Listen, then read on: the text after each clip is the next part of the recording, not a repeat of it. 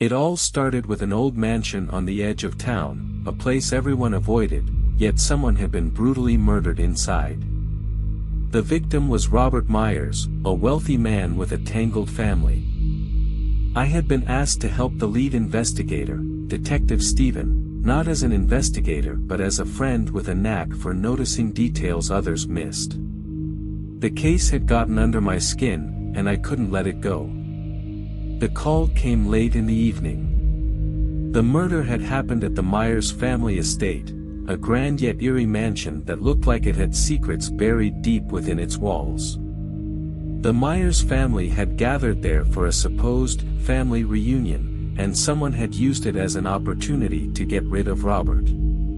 He was found in the study, a single stab wound to the chest. No signs of forced entry, nothing missing, classic locked room mystery.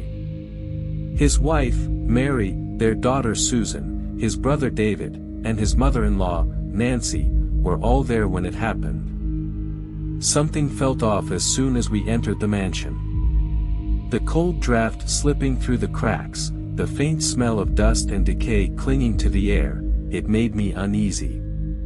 The family had gathered in the parlor, each one looking shaken, but I could already tell there was more behind their grief. It wasn't just sorrow, it was fear.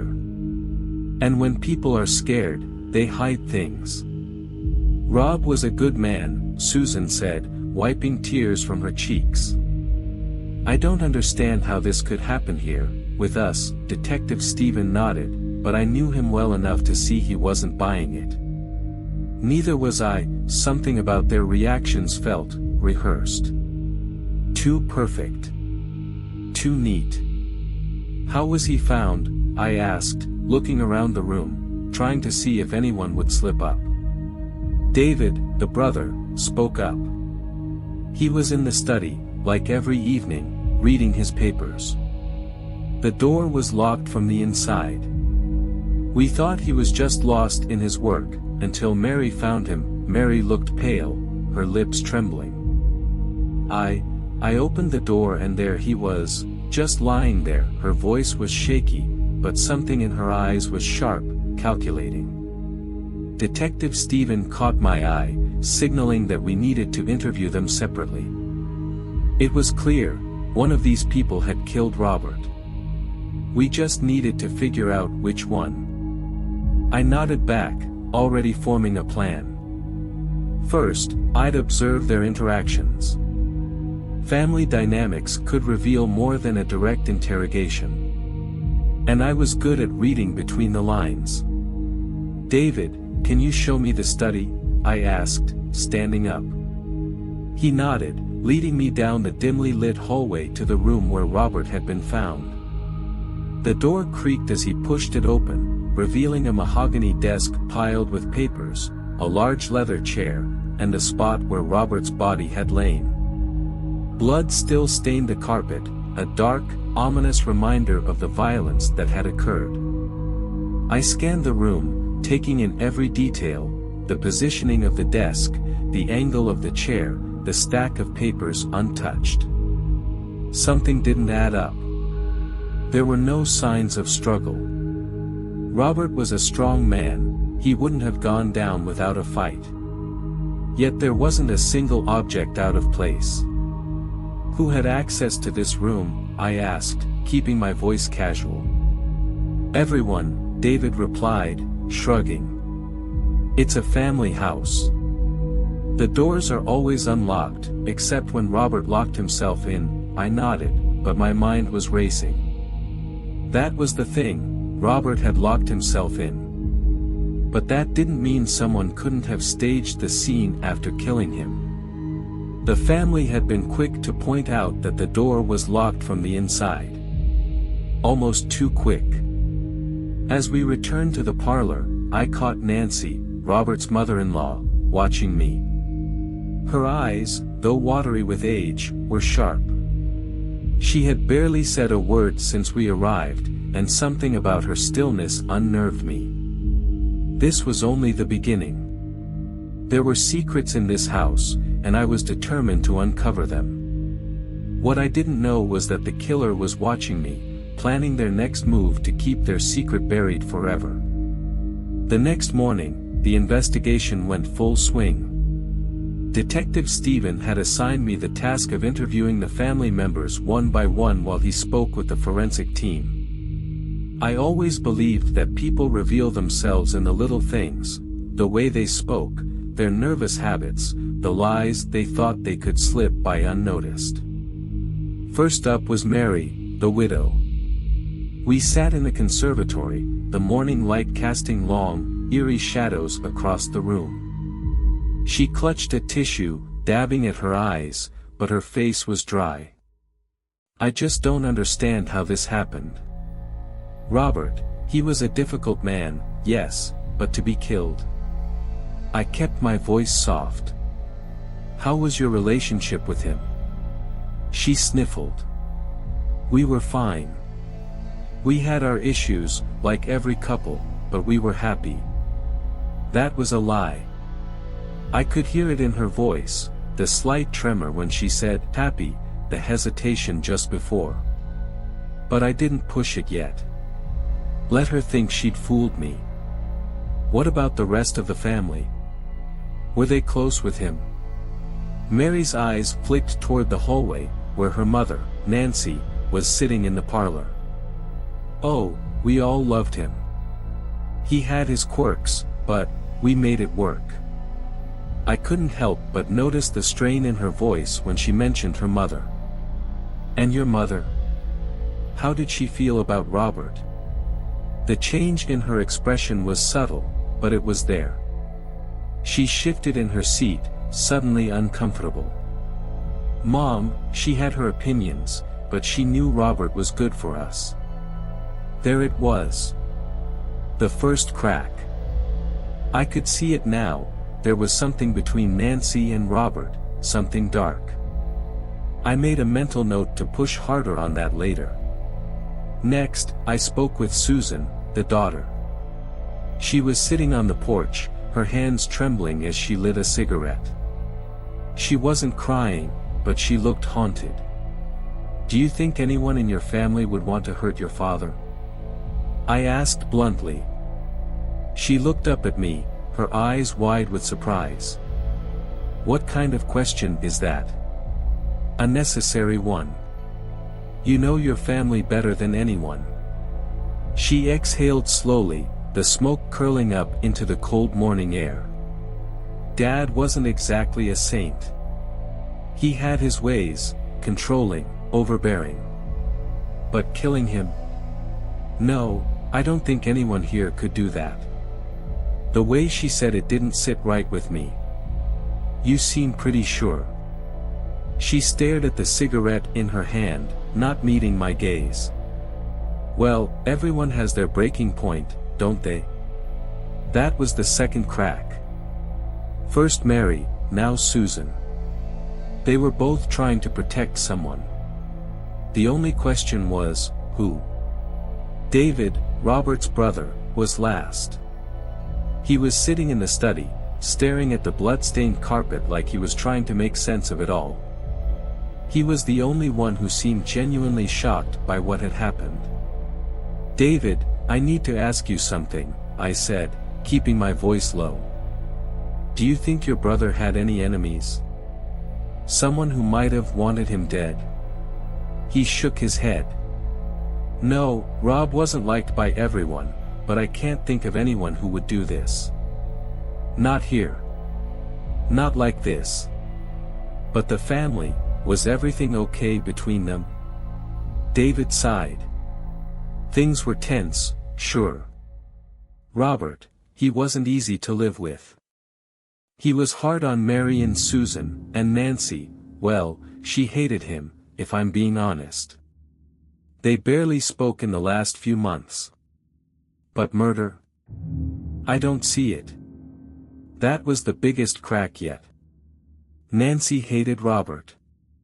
She had been sitting quietly in the background, letting everyone else talk, but it was time to hear what she had to say. I found Nancy in the parlor, where she had been sitting all morning, sipping tea like she was at some kind of social gathering. She didn't even flinch when I sat down across from her. "Nancy, we need to talk about Robert." Her eyes narrowed slightly. "What about him? I know you didn't get along. I know things were strained." She took a long sip of her tea, her expression never changing. "Strained? That's an understatement. Care to elaborate?" She set her cup down carefully, her hand steady, her voice even. "Robert was not the man everyone thinks he was. He had a way of making you feel small, of controlling you, twisting everything until it was his way or no way at all." I leaned in slightly. "And did that make you angry?" Her eyes flicked up to meet mine, cold and calculating.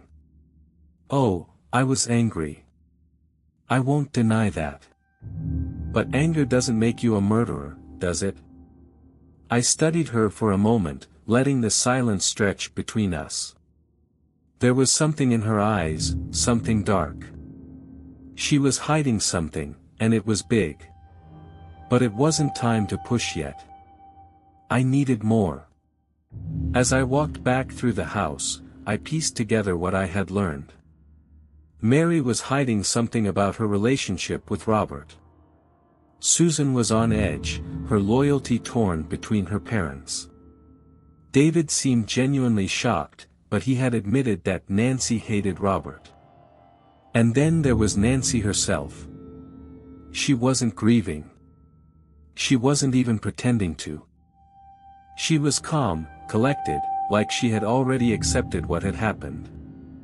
The cracks were there, and I was getting closer. But I needed something solid, something to prove what I was starting to suspect. And that's when it happened.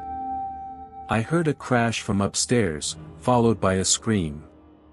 Rushing up the staircase, I found Susan standing outside Nancy's room, pale as a ghost. She's gone," she stammered. "She's just gone." The window in Nancy's room was wide open, the curtains billowing in the wind. The room was empty. Nancy had vanished. The plot was thickening, and I knew I was about to uncover something that would tear this family apart. Nancy's sudden disappearance had thrown everyone into chaos. Mary was sobbing in the hallway, clutching at Susan like her life depended on it. David, wide-eyed and pale, stood by the door, muttering something under his breath that I couldn't make out. Detective Stephen and I exchanged glances. This was no coincidence. Nancy knew we were getting too close, and now she had vanished into thin air. But where could she go?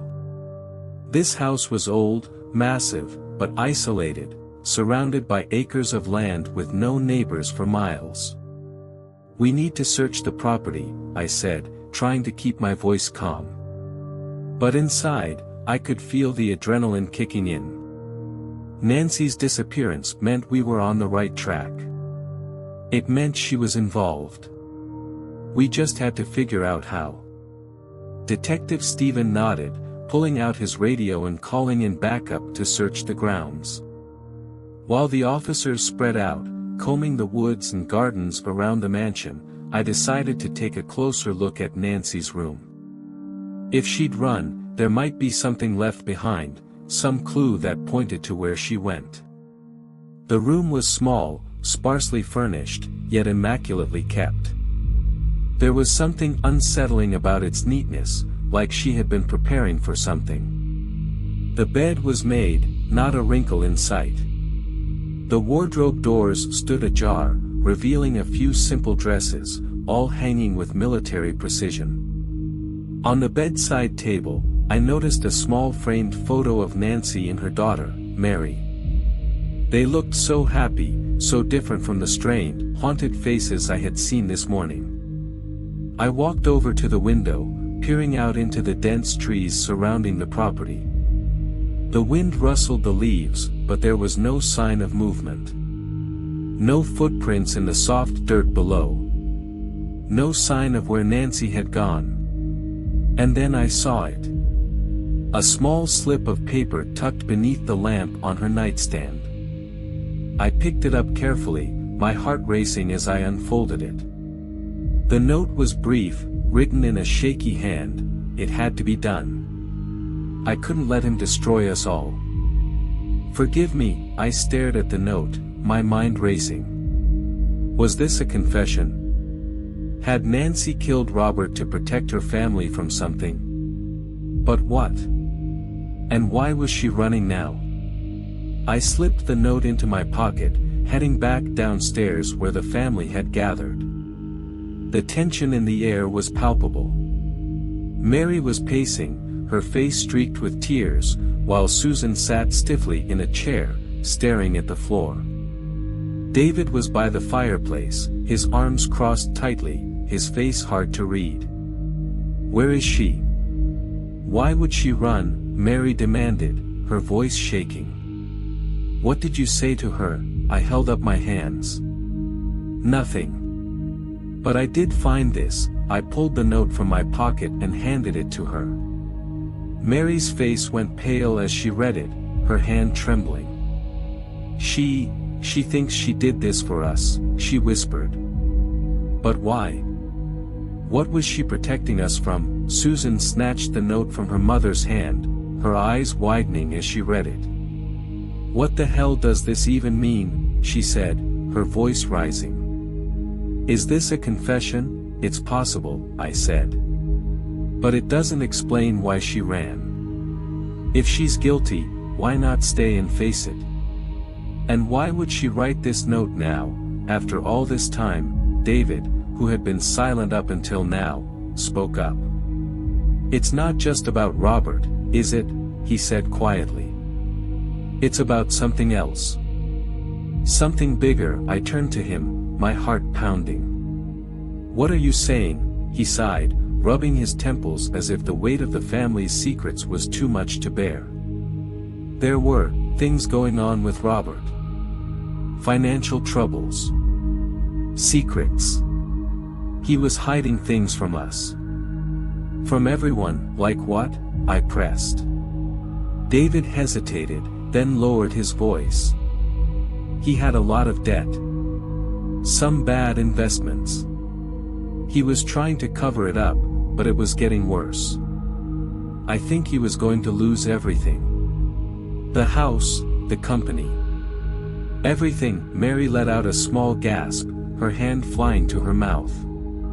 No, he never told me. That's why Nancy hated him, David continued. She knew he was driving the family into ruin, but no one would listen to her. She begged him to stop, to sell off assets before it got worse. But he wouldn't. He was too proud, so Nancy killed him to stop it all from collapsing, I asked, feeling a knot form in my stomach. David nodded slowly. That's my guess. She was trying to protect the family. Maybe she thought that with Robert gone, they could fix things. Keep it all from falling apart. It made sense, in a twisted way. But there were still pieces missing. If Nancy had killed Robert, why run now? And where was she? I was about to ask another question when we heard it, the sound of footsteps echoing from the hallway. Everyone turned toward the noise, their faces pale. Slowly, we all stood up, moving toward the source. A shadow appeared at the far end of the hallway, creeping closer. My heart pounded in my chest as I braced myself for what was coming. Nancy stepped out from the shadows, her face pale but determined. She held something in her hands, a long, glinting kitchen knife. I'm sorry, she whispered, her voice trembling but clear. I didn't want it to come to this. She raised the knife, her hands shaking, but before anyone could move, Detective Stephen lunged forward, grabbing her arm and twisting the blade from her grip. Nancy collapsed, sobbing, as the knife clattered to the floor. Please, forgive me, she cried, her body shaking with each sob. I only wanted to protect them. I stared down at her, my mind racing. We had her, But the truth was even darker than I had imagined. Nancy had killed Robert, yes. But there was more to this story, and I wasn't sure I wanted to know how deep it went. All I knew was that nothing would ever be the same for the Myers family. Nancy's sobs filled the air, but it was the silence of the rest of the family that felt heavier, suffocating. Detective Stephen held Nancy down as she continued to beg for forgiveness, her words garbled, almost incoherent. But something in the way she spoke, the way she broke down, it wasn't just guilt. It was fear. She wasn't simply afraid of what she had done, she was terrified of what was going to happen. "Get her in cuffs," Detective Stephen barked, and two officers who had just arrived hurried forward, pulling Nancy up and restraining her. She barely resisted, her sobs subsiding into shallow breaths, her eyes distant, lost in whatever nightmare she had been living for far too long. I stepped back, taking in the rest of the family. Susan sat frozen, her eyes wide but empty. Mary was clutching her chest, her breath coming in short, sharp gasps as if she was on the verge of a panic attack. David just stared at Nancy with a look of stunned disbelief, his body tense, fists clenched. I knew there was still something we were missing. Nancy's confession wasn't enough. It didn't explain why she had killed Robert now, why she had snapped after all these years. It didn't explain why she was so afraid. There was a deeper secret here, something that connected all of them. "We need to talk," I said quietly to Detective Stephen as the officers led Nancy out of the room. He nodded, following me into the dimly lit hallway, away from the family's prying eyes. "Something's not adding up," I said, lowering my voice. "Nancy confessed, but I think we're only scratching the surface. Did you notice how she kept talking about protecting the family? What is she so afraid of?"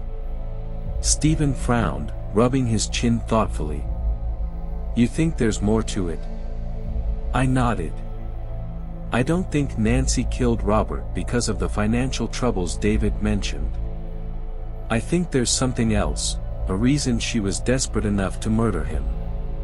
And whatever it is, it involves the whole family." We were interrupted by the sound of heavy footsteps approaching from the parlor. It was David, his face pale and sweaty, his hands shaking. "I need to talk to you," he said, his voice hoarse. "Now." I exchanged a glance with Stephen. This was it. David was ready to crack.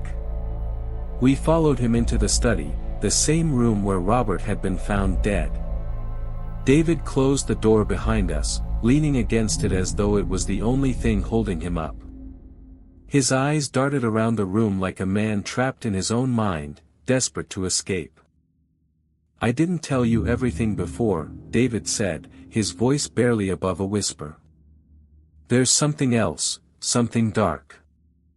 I remained silent, letting him talk. This was the moment I had been waiting for.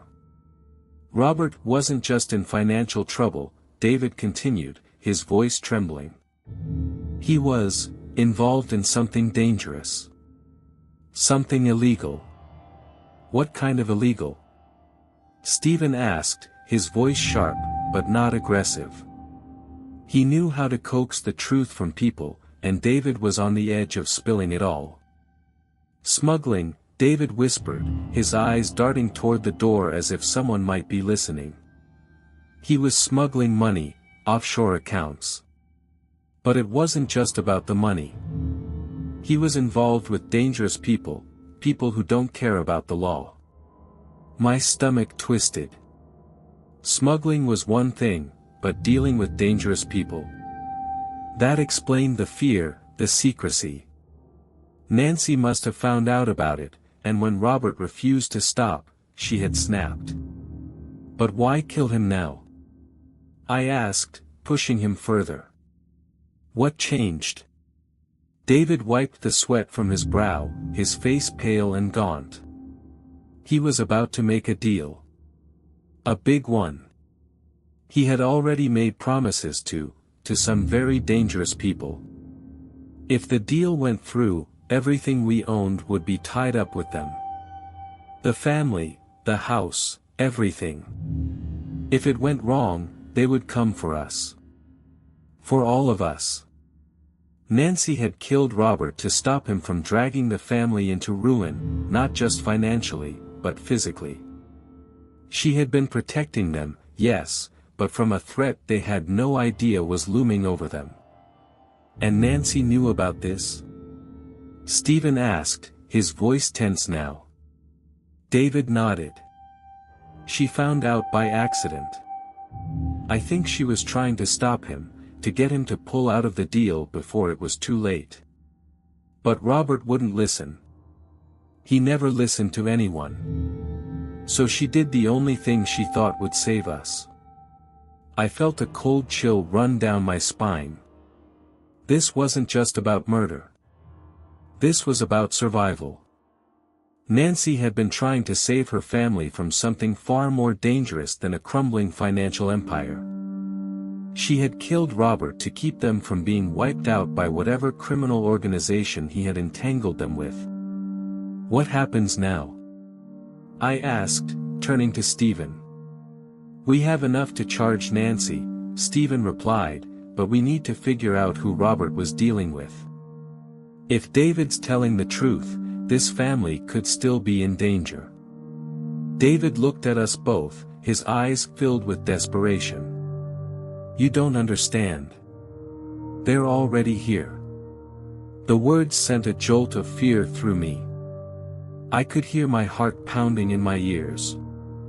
They came to the house last night, David whispered, his voice barely audible now. That's why Nancy panicked. That's why she killed him. She knew they were coming. I froze, realizing the implications of what he was saying. The danger wasn't over. In fact, it was just beginning. Detective Stephen's phone buzzed in his pocket. He pulled it out, frowning as he read the message. We've got a car pulling up to the front gate. David's face went white. Oh God, it's them. Before I could react, we heard it, doors slamming outside, heavy footsteps on the gravel. The sound of voices, low and menacing, drifted through the windows. They were here. The people Robert had made a deal with. And now they wanted what was theirs. The sound of footsteps approaching the mansion sent a wave of dread through the room. David was shaking, his hands gripping the edges of the desk as if it were the only thing keeping him standing. Detective Stephen shot me a look that said everything. This wasn't going to end well if we didn't act fast. They're here, David whispered again, his face pale, eyes wide with terror. They'll kill us. They'll kill all of us. Calm down, Stephen ordered, pulling his gun from the holster and nodding toward me to stay close. We need to get the family to safety, now. David looked like he was about to collapse, but I didn't have time to coddle him. I grabbed his arm and pulled him toward the door. David, snap out of it. We need to get your sister and mother out of here. If they know Robert's dead, they'll come after the rest of you. He nodded, though his face was still blank with shock. Yeah, okay.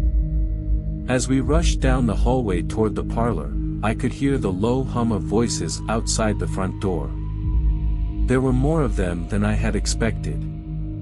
The gravel crunched under their feet, and the sound of car doors slamming shut echoed through the house. We didn't have much time. I threw open the door to the parlor where Mary and Susan were huddled together on the couch, pale and silent. The fear in their eyes told me they knew something was wrong. We need to move, I said, trying to keep my voice calm. Now. There are people outside. Dangerous people. Mary blinked, confused. What? What do you mean? Who's out there? "It's Robert's people," David cut in, his voice shaking. "The ones he was dealing with. They're here to finish the job." Susan's face drained of color, and Mary let out a small cry, her hands trembling. "Oh my God, we need to hide." "There's no time," Stephen said, stepping into the room, his gun raised. "We're getting you out of here. Now." I could hear the footsteps getting louder, the voices more distinct. They were at the door. "Take them through the back," I told Stephen, motioning toward the kitchen. "There's a side exit that leads to the woods. They won't see you." Stephen nodded, grabbing Susan and Mary by the arms and ushering them toward the back door. I stayed behind with David, who was frozen in place, his eyes glued to the front door. "David," I hissed. "Come on, we need to go." But he didn't move. His eyes were locked on the front door, his whole body tense, like he was preparing for something. "No, they'll find us. There's no point." I grabbed him by the shoulders, shaking him. "We're not giving up. Do you understand me? You're going to survive this, but you need to move, now." Just as I said the words, the front door burst open with a deafening crash. Four men stormed inside, dressed in dark clothes, their faces shadowed by the dim light of the entryway. They didn't look like typical thugs. These were professionals, cold, precise, and deadly. "Where's Robert Myers?" one of the men demanded, his voice low and threatening. His eyes scanned the room, settling on David, who stood paralyzed with fear. I stepped in front of David instinctively, trying to shield him. "Robert's dead. There's no reason for you to be here." The leader of the group stepped forward, his eyes narrowing. "Dead? And you expect us to believe that?" "It's the truth," I said, my voice firm. "He's gone. There's nothing left for you here." The man's lips curled into a cruel smile. "Oh, there's plenty left. Robert owed us, and now, you're going to pay his debt." Before I could respond, David stepped out from behind me, his face pale but determined. "It's true. Robert's dead. My mother killed him. She did it to protect us from you." The man's smile faded, replaced by a cold, calculating stare. "Your mother, huh? Well, I guess we'll have to deal with her too, won't we?" He raised a gun, pointing it directly at David. My heart pounded in my chest as I reached for something, anything, to stop him. Just as I thought it was over, a gunshot rang out, but it wasn't from the intruder. It came from behind me. Detective Stephen had returned, his gun smoking from the shot. He had fired a warning shot, and the sound echoed through the mansion, making the men hesitate for just a second. "Drop your weapons," Stephen shouted, stepping into the room with his gun trained on the leader. "This is over. You're not getting anything." The men hesitated, exchanging glances. For a moment, I thought they might actually back down. But then, the leader smiled, his eyes glinting with malice. "You think you can stop us?" It was a standoff, one that could go wrong at any moment. I glanced at David, who was still frozen in place. "Get out," I whispered to him. "Go. Now." He nodded, backing away slowly toward the door, but the men's eyes were still on us. The tension in the room was so thick it felt like time had stopped. Then, in a blur of movement, one of the intruders lunged forward, grabbing me by the arm and yanking me to the floor. The rest of the men moved in, and chaos erupted. Stephen fired another shot, hitting one of them in the leg, but there were too many. I struggled against the man who had grabbed me, my heart racing as I felt his grip tighten. But just as I thought I was about to be overpowered, there was a deafening crash, and the room went dark. The chandelier above us had fallen, shattering into pieces and plunging the room into darkness. The men let go of me, startled by the sudden turn of events, and I scrambled to my feet. "Move!" I shouted, grabbing David by the arm and pulling him toward the kitchen. We bolted through the back door, the cold night air hitting us like a slap in the face.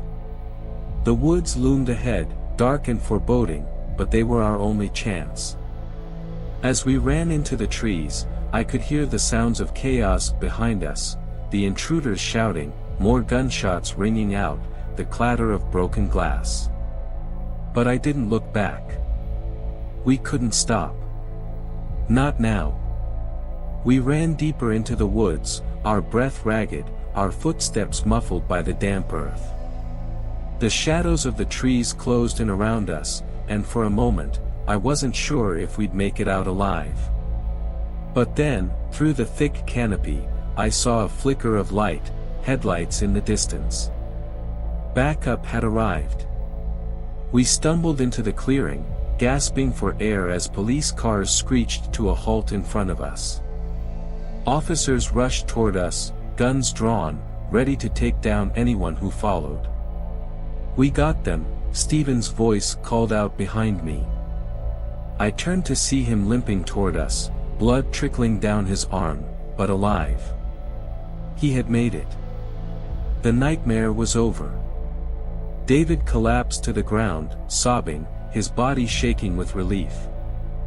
I stood there for a moment, catching my breath, my mind still reeling from everything that had happened. It was over. Nancy had killed Robert to protect her family, but in the end, it was the truth that had saved them. The Myers family had been torn apart by secrets and lies, but for the first time in a long while, they were free. The men who had come to collect Robert's debts were in custody, and the danger that had haunted this family for so long was finally behind them. As I stood there, watching the officers take David to safety, I couldn't help but feel a strange mix of relief and sadness. The Myers family would never be the same, but at least now, they had a chance to rebuild. And for me, I had learned that even in the darkest of secrets, the truth will always find a way to come to light.